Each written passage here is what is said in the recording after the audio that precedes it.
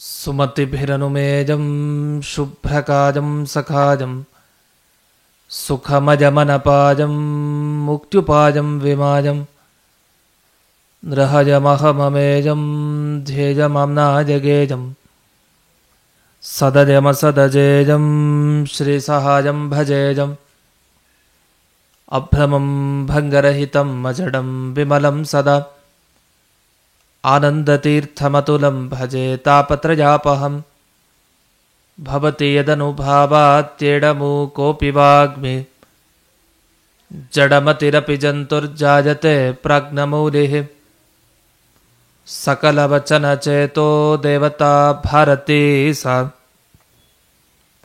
ಮಮ ವಚಸಿ ನಿಧತ್ತಾಂ ಸನ್ನಿಧಿಂ ಮಾನಸೇ ಚ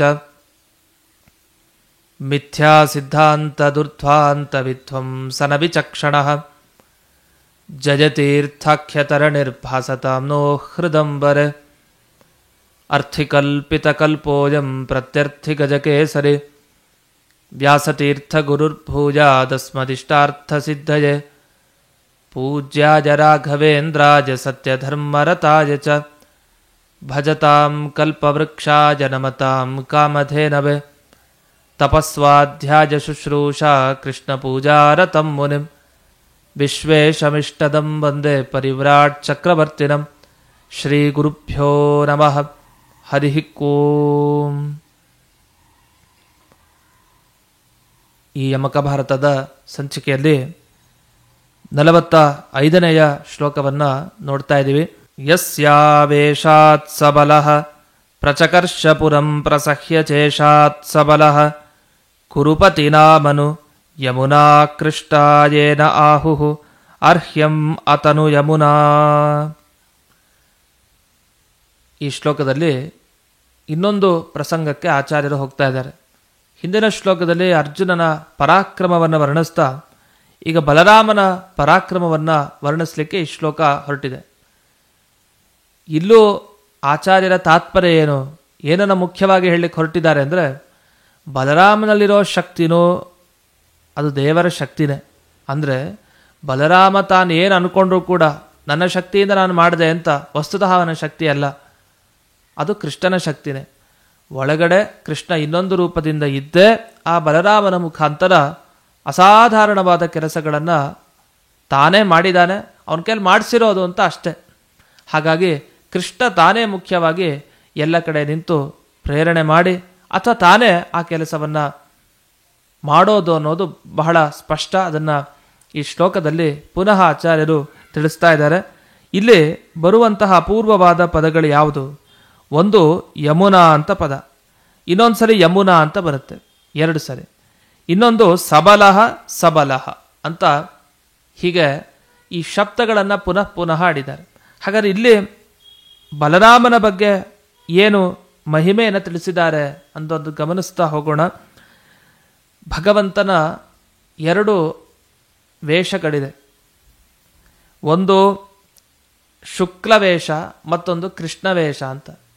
ಶುಕ್ಲವೇಷ ಕೃಷ್ಣವೇಷ ಅಂದ್ರೇನು ಅಂದರೆ, ಶುಕ್ಲ ರೂಪದಿಂದ ಕೆಲವು ಕಡೆ ತಾನು ಪ್ರವೇಶ ಮಾಡ್ತಾನೆ, ಕೆಲವು ಕಡೆ ಕೃಷ್ಣ ರೂಪದಿಂದ ಪ್ರವೇಶ ಮಾಡ್ತಾನೆ. ಅದನ್ನೇ ಶುಕ್ಲಕೇಶಾವೇಶ ಕೃಷ್ಣಕೇಶ ಆವೇಶ ಅಂತ ಹೇಳೋದಿದೆ. ಈ ಬಲರಾಮನಲ್ಲಿ ಶುಕ್ಲಕೇಶದ ಆವೇಶ ಅಂತ ಹೇಳ್ತಾರೆ. ಅಂದರೆ ಕೇಶ ಅಂದರೆ ಕೂದಲು, ಶುಕ್ಲಕೇಶ ಅಂದರೆ ಬಿಳಿ ಕೂದಲು ಅಂತ ಅರ್ಥ, ಕೃಷ್ಣಕೇಶ ಅಂದರೆ ಕಪ್ಪು ಕೂದಲು. ಹೀಗೆ ಶುಕ್ಲಕೇಶ ಕೃಷ್ಣಕೇಶ, ಒಂದು ಕೂದಲು ಏನಿದೆ ಅದರ ಆವೇಶ ಆದರೆ ಸಾಕು ಇಷ್ಟು ಅಂತ.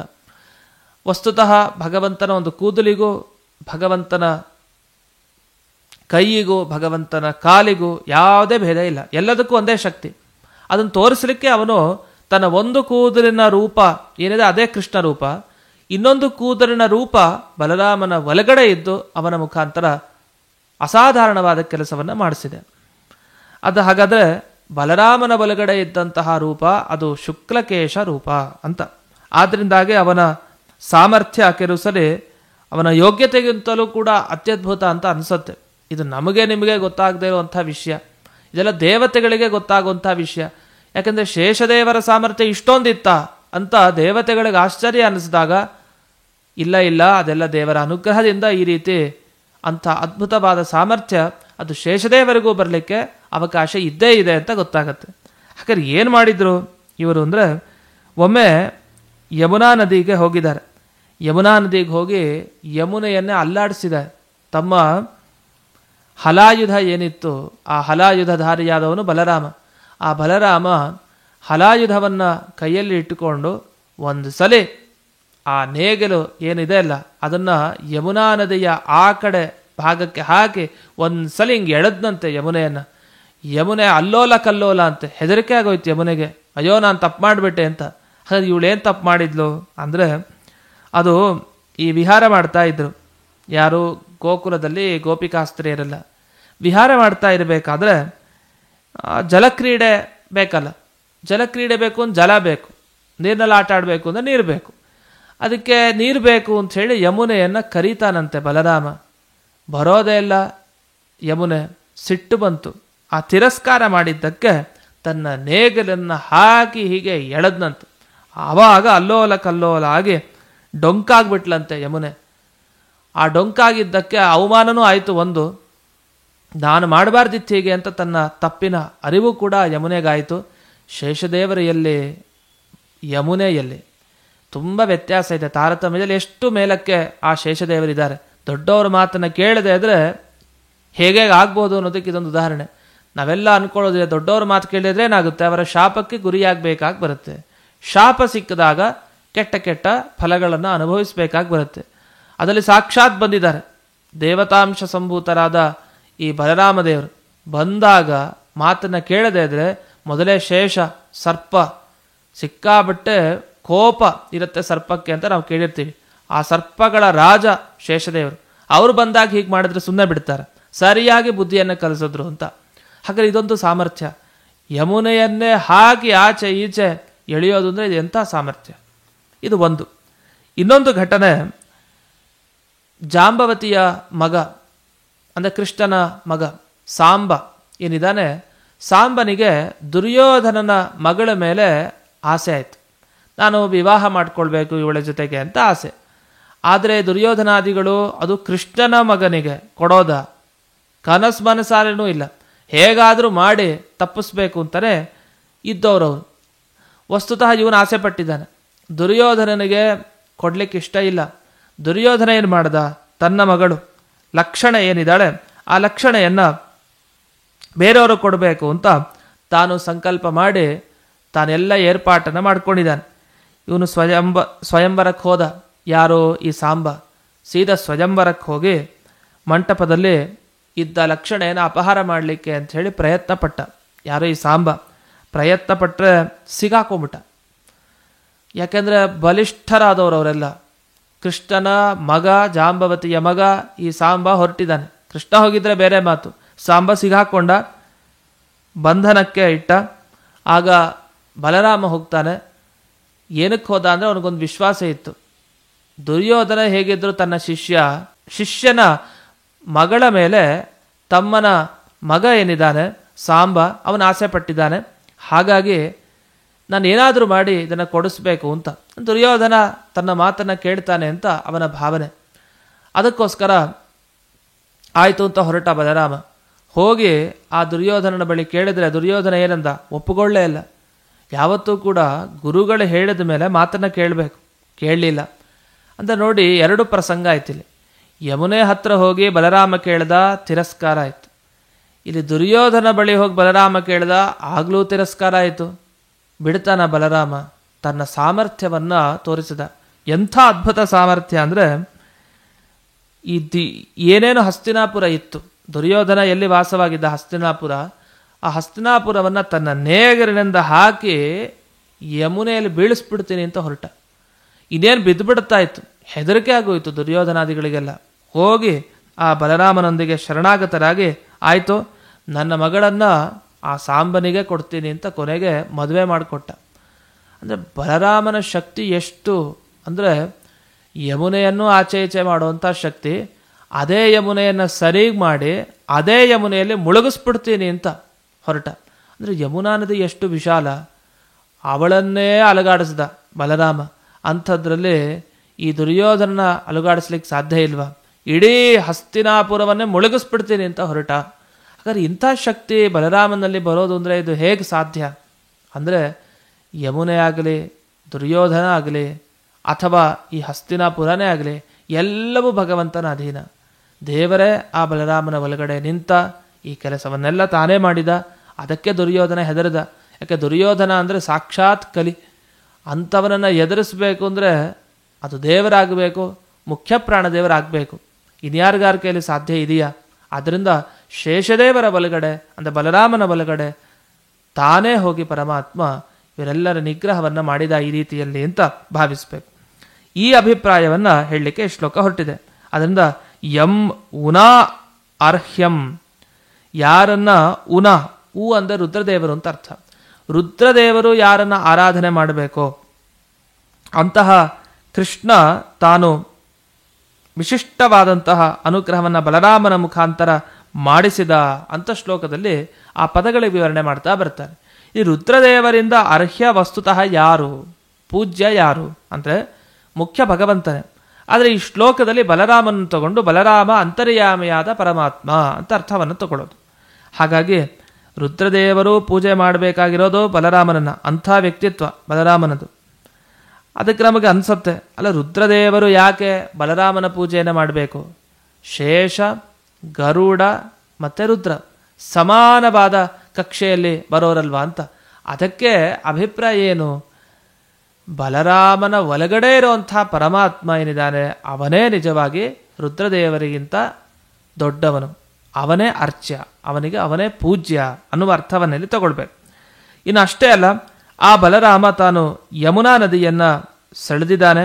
ಅದನ್ನು ಏನ ಯಮುನಾ ಆಕೃಷ್ಟ, ಯಾರಿಂದ ಯಮುನೆ ಸೆಳೆಯಲ್ಪಟ್ಟಳೋ ಅಂತಹ ವ್ಯಕ್ತಿ ಬಲರಾಮ. ಹಾಗಾದರೆ ಇಂಥ ಶಕ್ತಿ ಹೇಗೆ ಬಂತು ಅಂದರೆ ಆವೇಶಾತ್, ಆ ಶುಕ್ಲಕೇಶ ಏನಿದೆ ಅದರ ಆವೇಶದಿಂದಾಗಿ ಇಂಥ ಶಕ್ತಿ ಬಂತು. ಪ್ರಸಹ್ಯ ಪ್ರಚಕರ್ಷ, ಬಲಾತ್ಕಾರವಾಗಿ ಹಸ್ತಿನಾಪುರವನ್ನು ತಾನು ಎಳೆದು ಹಾಕಿದ. ಅಲ್ಲಿ ಹಸ್ತಿನಾಪುರ ಅಂತ ಹೇಳಬೇಕಾದ್ರೆ ಇಲ್ಲಿ ಕುರುಪತಿ ನಾಮಪುರಂ ಅಂತ ಹೇಳ್ತಾರೆ. ಅಲ್ಲಿ ಹಸ್ತಿನಾಪುರ ಅಂತ ಇಲ್ಲಿ ಶ್ಲೋಕದಲ್ಲಿಲ್ಲ, ಅದರ ಅರ್ಥವನ್ನು ಕೂಡ ಶಬ್ದ ಹಾಕಿದ್ದಾರೆ.